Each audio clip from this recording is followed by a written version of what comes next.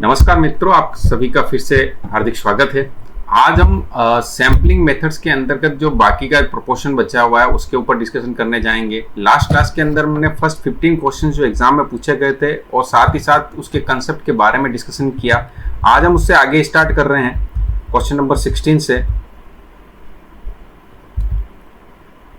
देखिए question number 16 क्या कहता है कि precision of a random sample क्या होता है, और उसके कुछ ऑप्शंस दिए हुए हैं। देखिए पहले समझें प्रिसिजन क्या होता है।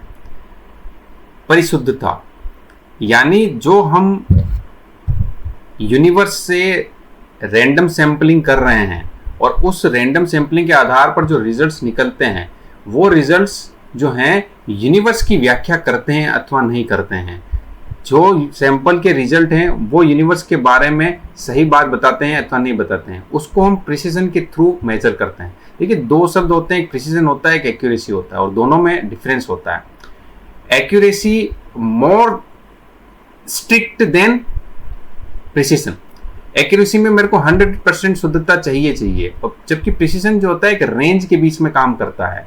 ठीक है, तो यहाँ ये पूछा जा रहा है कि प्रिसीजन ऑफ रैंडम सैंपल, जो रैंडम सैंपलिंग है उसका प्रिसीजन किस पे बेस्ड होगा, कैसे उस पर निर्धारित होगा, उसके बारे में पूछा जा रहा है। यानी कि सैंपल की रिलायबिलिटी के बारे में बात की जाती है, सैंपल की विश्वसनीयता के बारे में बात की जा रही है। ऑप्शंस कुछ दिए हुए हैं कि प्रतिदश के आकार के वर्गमूल में बढ़त के बराबर बढ़ती है ना। क्या है प्रिसीजन जो है जो स्क्वायर रूट है सैंपल साइज का उसके अकॉर्डिंग बढ़ती है, या increase directly with increase in sample size, या proportionately with the sample size, या decrease with increase in sample size. देखिए प्रिसीजन जो है, हम जो बात कर रहे हैं सैंपल की रिलायबिलिटी की बात कर रहे हैं, और रिलायबिलिटी जो चेक की जाती है वो स्टैंडर्ड एरर से की जाती है। और स्टैंडर्ड एरर क्या होती है, वो सैंपलिंग जो हमने की है उसका जो डिस्ट्रीब्यूशन है उसका स्टैंडर्ड डेविएशन होता है, वो स्टैंडर्ड एरर कहलाती है। हालांकि इसके बारे में हम पूरा लेटर ऑन डिस्कस करेंगे जब हाइपोथेसिस टेस्टिंग चैप्टर की हम बात करेंगे। ठीक है, तो आपको यहाँ पर जो ध्यान देना है वो यही ध्यान देना है कि प्रिसीजन जो रिलायबिलिटी को चेक करती है और वो जो है कैलकुलेट की जाती है स्टैंडर्ड एरर के द्वारा, और स्टैंडर्ड एरर यदि कम है इसका मतलब रिलायबिलिटी अधिक है, यानी प्रिसीजन अधिक है। तो जो रिलायबिलिटी कैलकुलेट की जाती है वो एक स्टैंडर्ड डेविएशन होती है, यानी स्क्वायर रूट की बात करती है ना। तो यहाँ पर जो सही उत्तर होगा वो क्या होगा, ए ऑप्शन जो है increase with the increase in the square root of the sample size, वो जो सही उत्तर आपका कहलाएगा। तो यहाँ पर स्टैंडर्ड एरर के बारे में पूरा डिस्कशन हम एक नए लेक्चर में करेंगे। यहाँ पर जो हमें उसका उत्तर जो ध्यान रखना है वो क्या है, ए नंबर जो है प्रिसीजन जो है रैंडम सैंपल की डिसाइड करेगी, आपकी फर्स्ट जो ऑप्शन है वो उत्तर सही हो जाएगा। नेक्स्ट क्वेश्चन, नेक्स्ट दोनों क्वेश्चन हम रीड कर लेते हैं। फर्स्ट है आपका 17 question, a systematic sampling does not give good result if. ये 2011 एसओ के और कंप्यूटर 2021 के एग्जाम में क्वेश्चन पूछा गया कि सिस्टमेटिक सैम्पलिंग कहां पर अच्छे रिजल्ट्स नहीं देगी। कुछ ऑप्शन हमें दिए हुए हैं। दूसरा 18 नंबर क्वेश्चन भी हम रीड कर लेते हैं। In dash dash dash all the items in universe are arranged in alphabetically, geographically, serially or any other order and units located at equal intervals are selected in the predetermined quantity। क्या कहलाती है? Yes, यहाँ पर अब हमें एक systematic sampling के features के बारे में समझ लेना होगा ताकि सिस्टमेटिक सैम्पलिंग का जो कंसेप्ट है आपका पूरा क्लियर हो जाए। देखिए सिस्टमेटिक सैम्पलिंग जैसा कि हम जानते हैं कि सैम्पलिंग जो मेथड्स हैं, सैम्पलिंग मेथड्स को हमने 3 भागों में डिवाइड किया। एक हमने बात की रेस्ट्रिक्टेड सैम्पलिंग, एक हमने बात की अनरेस्ट्रिक्टेड सैम्पलिंग, और एक हम जो बात कर रहे हैं नॉन रैंडम सैम्पलिंग, है ना। तो जो रेस्ट्रिक्टेड सैम्पलिंग वाला पार्ट है, रेस्ट्रिक्टेड प्रतिबंधित सैम्पलिंग जो होती है वो यहाँ होती है।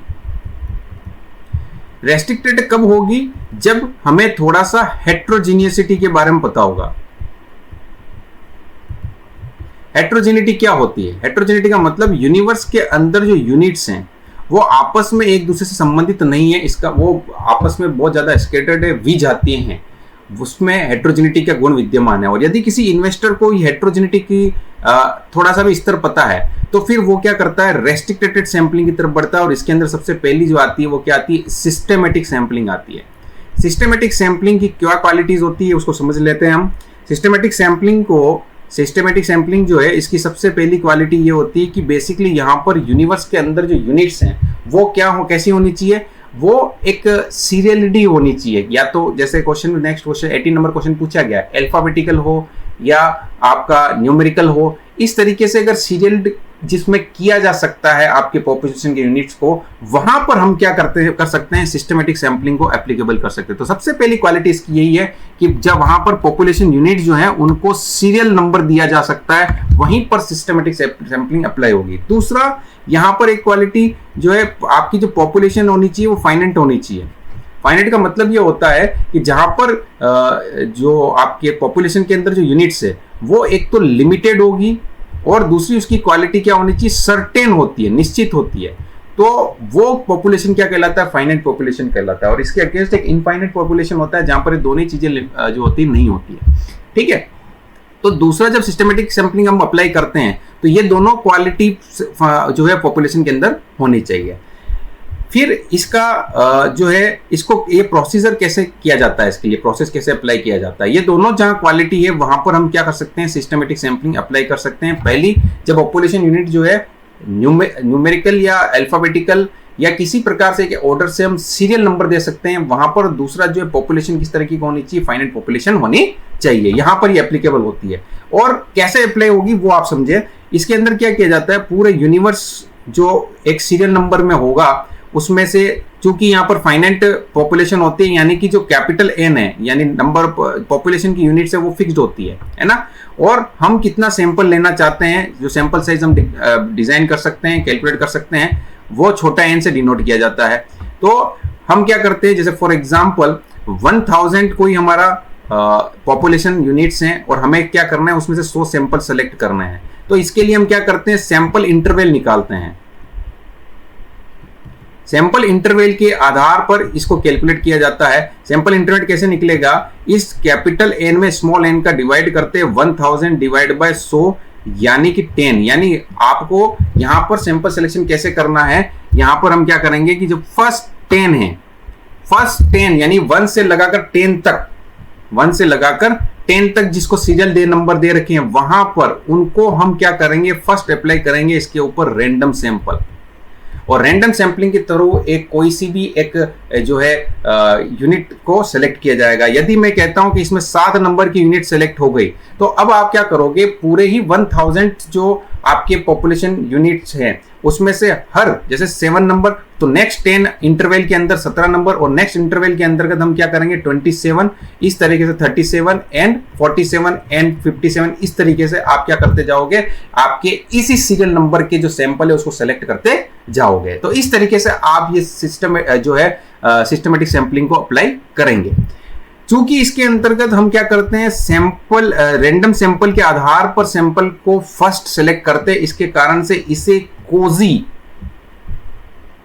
कोजी रैंडम सैंपलिंग भी कहते हैं, यानी अर्ध जो है रैंडम सैंपलिंग कहलाती है। ये भी इसकी क्वालिटी, ये भी ध्यान रखिए, इसको कोजी रैंडम सैंपलिंग भी कहते हैं। क्योंकि इसकी जो प्रोसीजर है वो किस तरीके का है कि फर्स्ट सारे पॉपुलेशन को हम सीरियली कर लेंगे, देन उसके बाद हम क्या करते हैं कि इंटरवल निकालते हैं, सैंपल इंटरवल निकालने के बाद हम क्या करते हैं, उसमें से फर्स्ट जो आपका इंटरवल है उसमें से जब हम सेलेक्ट करेंगे कोई एक सैंपल यूनिट को, तो वो क्या होगी, रैंडमली होगी, और देन उसके बाद उसको इंटरवल जितना भी उसको ऐड करते जाएंगे, तो नेक्स्ट जो इंटरवल के अंतर्गत हमारे सैंपल यूनिट्स हम सेलेक्ट करते जाएंगे। इस तरीके से 100 यूनिट जैसे यहाँ पर हम सेलेक्ट कर लेंगे। तो ये चीज हमें ध्यान रखनी होगी। दूसरा, कभी कभी एक कंसेप्ट यहाँ पर और मैं बताना चाहूंगा, circular systematic sample, circular systematic sampling का कंसेप्ट बताना चाहूंगा। देखिए, ये जो अभी आपने जो सैंपलिंग की वो उसको हम बेसिकली लीनियर सिस्टमेटिक सैंपलिंग कहते हैं। और सर्कुलर सिस्टमेटिक सैंपलिंग का कंसेप्ट क्या है कि जैसे कि हमने कहा कि यहां पर एन जो है डिवाइड एन कर रहे हो, तो क्या आ रहा है, पूर्णांक आ रहा है, यानी कि जो आपका इंटरवल आ रहा है वो फिक्स्ड संख्या में आ रहा है, कंप्लीट फॉर्म में आ रहा है 10। यदि ये ऐसा नहीं होता है, यानी n divide by small n जो है वो आपका कंप्लीट फॉर्म में नहीं आया, तो उस केस में हम क्या करते हैं, नियरेस्ट जो आपकी वैल्यू होगी, जैसे मैं कहता हूं कि 9.67 आता है, तो मैं क्या कहूंगा, 10 जो है इंटरवल लेना पसंद करूंगा। तो कह सकते हो कि यदि मेरा यहाँ पर कैपिटल N 1111 होता और मेरे को 100 सैंपल लेने होते, तो निश्चित तौर पर जो मेरा जो यहाँ पर जो वैल्यू आती, यानी जो इंटरवल आता, वो पॉइंट्स में ही आता। ठीक है, तो उस केस में हम क्या करते हैं, नियरेस्ट जो फिगर होगा, यानी कि 9.67 आता है तो मैं 10 ले लूंगा। तो इस तरीके से हम जब लेते हैं तो वो क्या कहलाती है, सर्कुलर सिस्टमेटिक सैंपलिंग कहलाती है। और लहरी, डीबी लहरी, इन्होंने सबसे पहले 1952 के अंदर इसका यूज किया था। ठीक है, ये थोड़ा सा कंसेप्ट आपको पता होना चाहिए। तो ये तो हो गई क्वालिटी की भी सिस्टमेटिक सैंपलिंग कब एप्लीकेबल होगी और कैसे एप्लीकेबल होगी, साथ ही इसके अंदर इसकी लिमिटेशन क्या है, क्या कहां पर ये एप्लीकेबल नहीं की जानी चाहिए, क्या स्थिति होती है, तो वो भी हमें देख लेनी चाहिए, जो कि एग्जाम अपने क्वेश्चन में पूछा गया है। क्वेश्चन में आपको पूछा गया था कि कहां पर इसको, जैसे systematic sampling does not give good result if, क्या होगा तब ये रिजल्ट सही नहीं देती है। तो variation in unit is periodic, यानी कि जो वेरिएशन है इन यूनिट्स पीरियडिकली, और दूसरा इनके जो इनके बीच जो कोरिलेशन है वो कोरिलेटेड है, जो इस ऑप्शन में दिए हुए हमें। ठीक है, इन दोनों स्थितियों के अंदर ये एप्लीकेबल नहीं करनी चाहिए। क्यों, इसका एग्जांपल से हम समझते हैं। जैसे मैं किसी कंपनी की सेल्स की इवैल्यूएशन करना चाहता हूं, उसका एनालिसिस करना चाहता हूं, तो मैं क्या करूंगा, मैंने कहा कि मैं प्रत्येक वर्ष जो है उसकी कंपनी की सेल्स का मेरे को एनालिसिस करना है, और मैं मतलब हर 7 दिन के अंदर उसका इवैल्यूएशन करना चाहता हूं। और उसको मैंने सीरियली 365 दिन की सेल्स को बना लिया और सीरियल नंबर दे दिया, और मैंने फर्स्ट 7 डेज जो है उसके अंतर्गत कोई डे सेलेक्ट किया, और वो डे जो गलती से क्या आ गया, संडे आ गया। और जानते हैं कि संडे के दिन मार्केट बंद होता है, सेल कम होती है, तो हर 7वां दिन क्या होगा, संडे ही होगा। तो इसका मतलब क्या हुआ कि मेरी ओवरऑल जो सेल कम आ जाएगी, हालांकि दूसरे डे में मेरी सेल्स ज्यादा अधिक है। तो कुल मिला के क्या होगा कि यदि ये दोनों ही चीजें होती है, वेरिएशन इन यूनिट्स पीरियडिकली हो और वो आपस में कोरिलेटेड हो, तो उस केस में क्या होगा कि एक तरफा रिजल्ट्स निकलेंगे, यानी बाइसनेस हो जाएगी। और बाइसनेस होते ही हमारे जो प्रिसीजन है ना, जो प्रिसीजन वाला पार्ट है वो क्या हो जाएगा, डाउन हो जाएगा। तो वहां पर सिस्टमेटिक सैंपलिंग अप्लाई नहीं करनी चाहिए। बाकी जब पॉपुलेशन फाइनाइट हो, दूसरा जब हम हमारी पॉपुलेशन यूनिट को सीरियल नंबर दे सकते हैं, वहां पर हमें क्या करना होगा, सिस्टमेटिक सैंपलिंग को अप्लाई करना होगा। ठीक है, तो अब यहां पर हम क्वेश्चन पे आ जाते हैं एक बार, कि जो आपका जो क्वेश्चन है उसके ऊपर क्या क्वेश्चन हमसे पूछा गया था।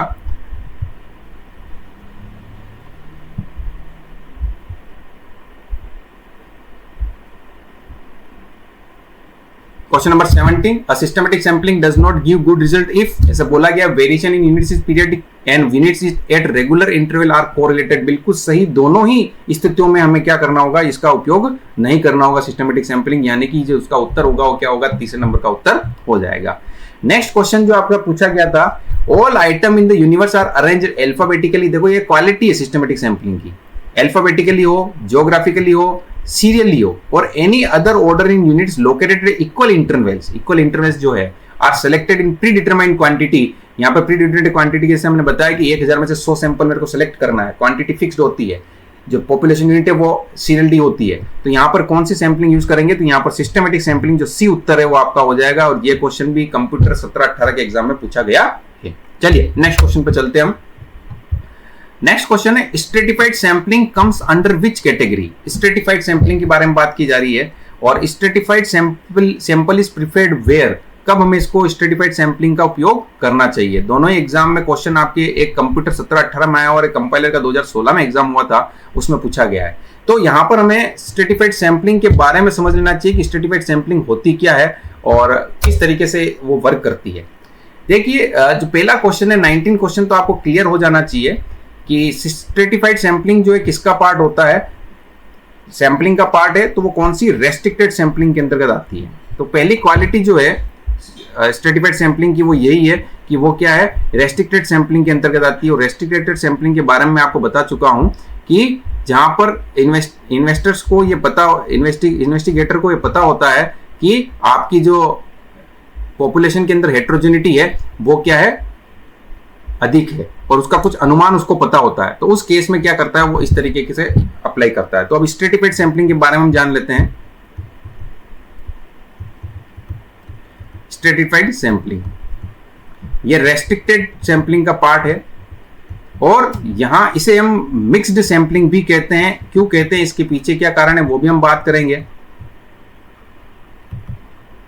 बेसिकली स्ट्रेटिफाइड सैंपलिंग जो है, इसमें हम क्या करते हैं, पूरे यूनिवर्स को किसी विशेषताओं के आधार पर हम क्या करते हैं, अलग अलग भागों में, एक अलग अलग स्ट्रेटा में बांट लेते हैं। अलग अलग क्वालिटीज के आधार पर इसको, पूरे यूनिवर्स को हम बांट लेते हैं। देन उसके बाद रैंडम सैंपल के आधार पर हम क्या करते हैं, उसमें से सैंपल का सिलेक्शन करते हैं।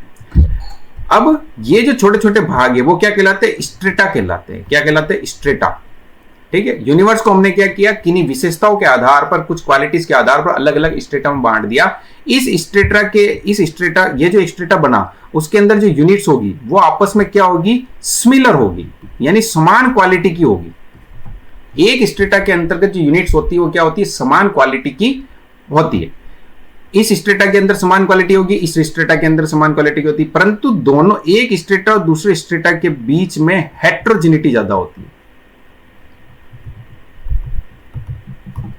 यानी एक स्ट्रेटा और दूसरा स्ट्रेटा आपस में संबंधित नहीं होगा, परंतु एक स्ट्रेटा के बीच में जो यूनिट्स है वो समान होगी।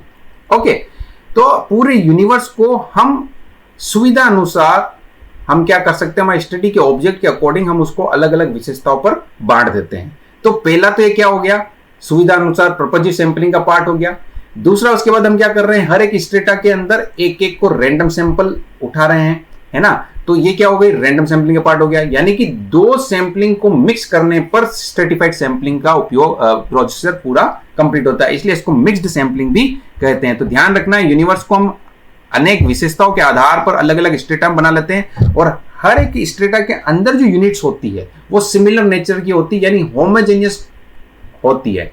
और परंतु एक स्ट्रेटा दूसरे स्ट्रेटा से अलग अलग अंतर होता है, हेट्रोजेनिटी इसके अंतर्गत ज्यादा पाई जाती है।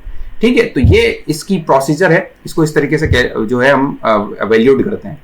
देन उसके बाद स्ट्रेटिफाइड सैंपलिंग के अंदर हमें कुछ बातें और ध्यान में रखनी है कि जो हम ये सैंपल सेलेक्ट करते हैं, तो वो हम अलग अलग आधार पर हम सेलेक्ट करते हैं। इसमें हम प्रोपोर्शनल कर सकते हैं, अनुपातिक रूप से करते हैं, गैर अनुपातिक रूप से भी करते हैं, और तीसरा जो है ऑप्टिमम, अनुकूलतम भी करते हैं, अनुकूलतम स्ट्रेटिफिकेशन भी करते हैं।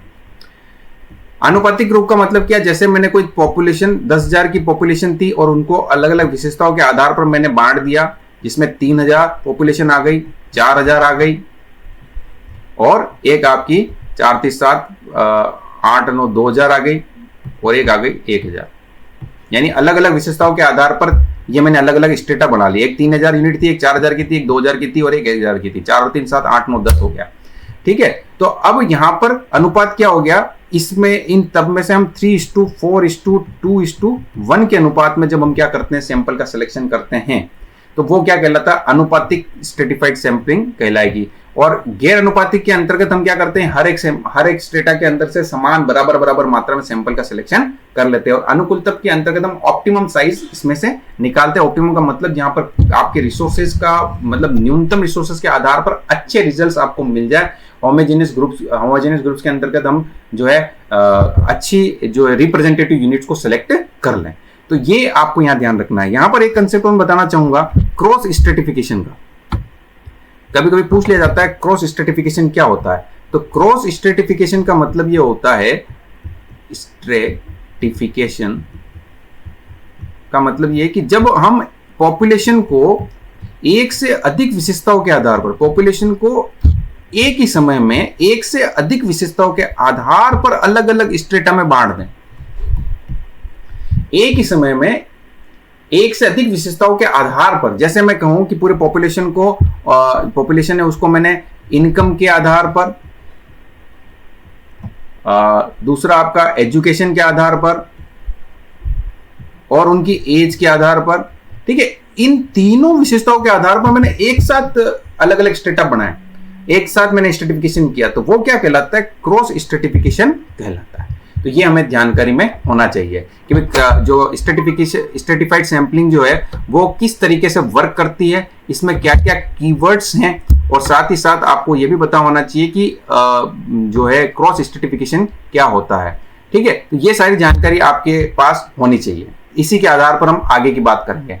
तो स्ट्रेटिफाइड सैंपलिंग का अगर मैं शॉर्ट एंड स्वीट कहूं तो क्या कहूंगा कि एक यूनिवर्स को हम क्या करते हैं, कुछ विशेषताओं के आधार पर कुछ छोटे छोटे स्ट्रेटा बना लेते हैं, और एक स्ट्रेटा के अंतर्गत जो यूनिट्स आने वाली वो होमोजेनियस सिमिलर क्वालिटी की होती है, और दो स्ट्रेटा के मध्य जो आपके डिफरेंस होता है, हेट्रोजेनिटी ज्यादा पाई जाती है।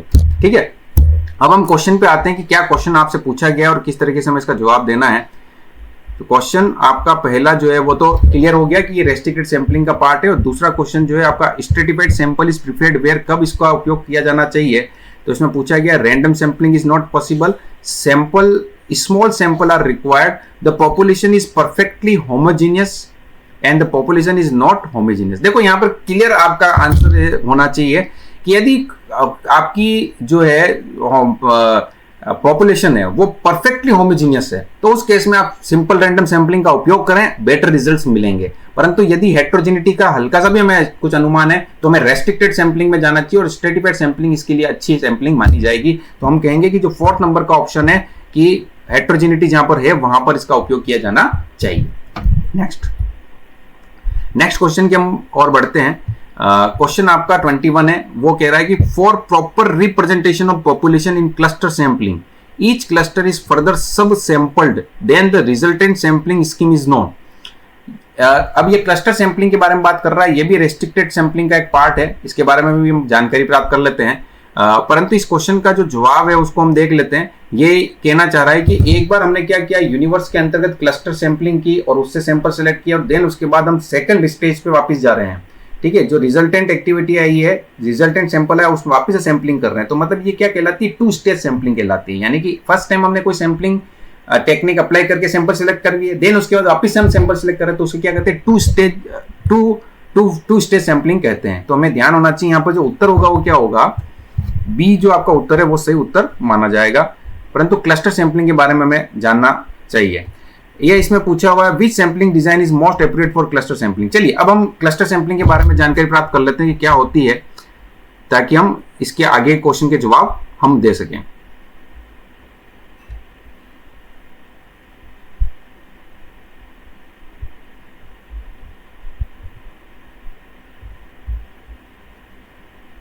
देखिए क्लस्टर सैंपलिंग भी सिस्टमेटिक सैंपलिंग का एक पार्ट है, परंतु क्लस्टर सैंपलिंग की क्या विशेषता है वो हमें पता होनी चाहिए। क्लस्टर सैंपलिंग जो है वो भी क्या करती है, बिल्कुल स्ट्रेटिफाइड सैंपलिंग की तरह पूरे यूनिवर्स को अलग अलग क्लस्टर्स के अंतर्गत डिवाइड कर लेती है, अलग अलग क्लस्टर्स बना देती है, और उस क्लस्टर्स के अंतर्गत हम क्या करते हैं, फिर रैंडम सैंपलिंग का उपयोग करते हुए हम सैंपल का सिलेक्शन कर लेते हैं। परंतु उसमें और उसमें जो अंतर है वो इस चीज का है कि पूरे यूनिवर्स को, पूरी पॉपुलेशन को ये अलग अलग जो क्लस्टर बनाती है, उस क्लस्टर के अंदर विजातीयता अधिक होती है, हेट्रोजेनिटी ज्यादा पाई जाती है, और क्लस्टर के बीच में जो क्लस्टर है, एक क्लस्टर, इस क्लस्टर, इस क्लस्टर, इस क्लस्टर के बीच में समानता होगी, परंतु क्लस्टर के अंदर जो यूनिट्स है उनके बीच में विजातीयता अधिक होती है। तो यहां पर भी ऐसे ही करते हैं, हम पूरी यूनिवर्स को, जो पॉपुलेशन है उनको कुछ विशेषताओं के आधार पर सब ग्रुप में, विशेषताओं के आधार पर नहीं, हम हमारे स्टडी के ऑब्जेक्ट के अकॉर्डिंग हम क्या करते हैं, उसको अलग अलग क्लस्टर में बांटते हैं। जैसे फॉर एग्जांपल मैं कहूं कि अभी विधानसभा के चुनाव होने वाले हैं, तो उसमें मैं मेरे एरिया के अंदर ये जानना चाहता हूं कि कौन सी पार्टी जो है जीतने की यहाँ पर उम्मीद है। तो मैं क्या करूंगा, पूरे मोहल्ले को कुछ वार्ड्स में डिवाइड कर लूंगा। अब उस वार्ड के अंदर ये एक वार्ड बनाया, एक वार्ड, ये 2 वार्ड बनाया, और ये तीसरा नंबर वार्ड बनाया। ठीक है, इन तीनों वार्ड के अंदर, अब फर्स्ट वार्ड की बात करूं तो वहां पर विभिन्न प्रकार की कम्युनिटी के लोग रहते हैं, विभिन्न प्रकार का उनका इकोनॉमिक स्टेटस है, उनकी एजुकेशन क्वालिफिकेशन अलग है, इसकी अलग है, इसकी अलग है। यानी कि एक क्लस्टर के अंदर जो है आपका पूरी पॉपुलेशन जो है हेट्रोजेनिटी है, दूसरे क्लस्टर के अंदर भी हेट्रोजेनिटी है, तीसरे के भी अंदर हेट्रोजेनिटी है, परंतु आपस में क्लस्टर हमसे जो है संबंधित है, जो मोहल्ले के आधार पर हमने बनाया है, और उसके आधार पर हम क्या करते हैं, हर एक क्लस्टर से सैंपल सेलेक्ट करते हैं। और यहां पर जो रैंडम सैंपलिंग का उपयोग करते हैं वो विथआउट रिप्लेसमेंट का प्रयोग किया जाता है। यानी कि एक बार जो सैंपल हमने सेलेक्ट कर दिया उसको वापस से यूनिवर्स के अंतर्गत शामिल नहीं किया जाता है, विथआउट रिप्लेसमेंट किया जाता है। तो स्ट्रेटिफाइड और क्लस्टर में क्या डिफरेंस हुआ कि वहां पर जो स्ट्रेटा बनते हैं वो स्ट्रेटा, दो स्ट्रेटा के बीच में समानता होती है, असमानता होती है, परंतु दो क्लस्टर के बीच में समानता पाई जाती है। परंतु एक स्ट्रेटा के अंदर जो यूनिट्स है उनके बीच में समानता पाई जाती है, परंतु एक क्लस्टर के अंदर जो यूनिट्स है उसके बीच में समानता पाई नहीं जाती है। ये हमें ध्यान रखना होता है, क्लस्टर सैंपलिंग के अंतर्गत ये विशेषता होती है। आइए हम इसके क्वेश्चन पे चलते हैं। इसमें क्या पूछा है, which sampling design is most appropriate for the cluster sampling. तो यहाँ पर हमने से बोला कि सिंपल रैंडम सैंपलिंग का उपयोग करते हैं, परंतु जो विथआउट रिप्लेसमेंट है उसका हम प्रयोग ज्यादा करते हैं। इसके अंतर्गत जो विथआउट रिप्लेसमेंट सैंपलिंग है उसका उपयोग किया जाता है। नेक्स्ट क्वेश्चन,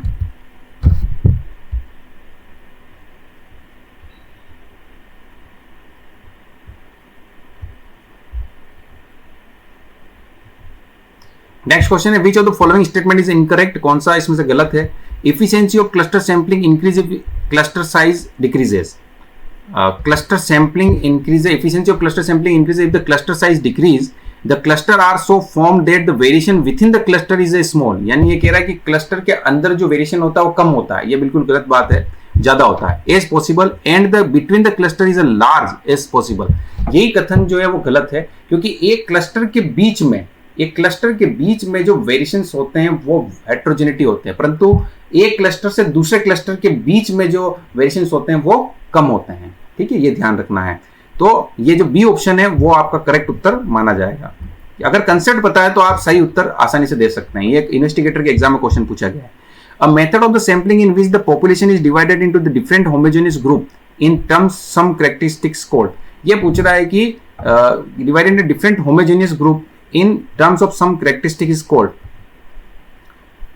प्रतिचयन की वह विधि जिसमें जनसंख्या को विभिन्न सजातीय समूह में होमोजेनियस ग्रुप में किसी विशेषता के अनुसार विभाजित किया जाता है तो वो स्ट्रेटिफाइड सैंपलिंग कहलाती है। इसका सही उत्तर बी हो जाएगा।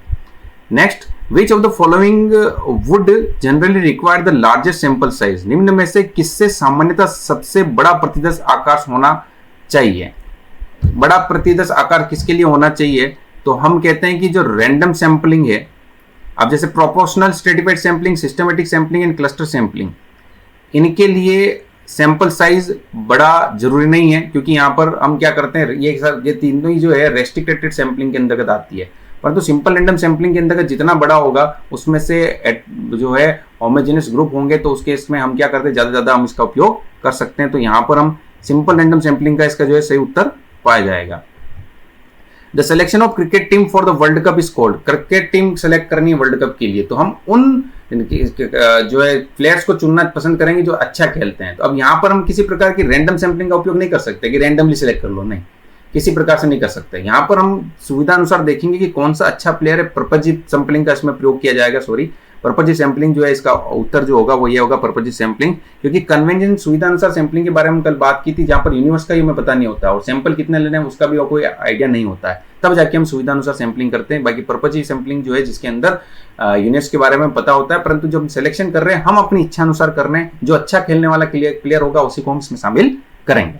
The concept of sampling ratio is used for. Sampling ratio क्या होता है, देखो सैंपलिंग रेशियो का फॉर्मूला होता है कि सैंपल की size divide by population size, ये फॉर्मूला होता है पॉपुलेशन साइज। और ये हमें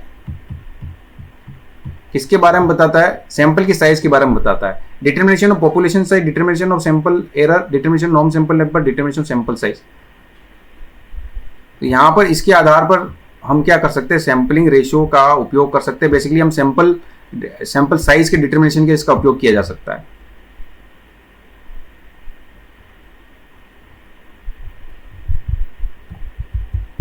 question number 28, two stage sampling is more efficient than single stage sampling of the correlation between the units in the first stage.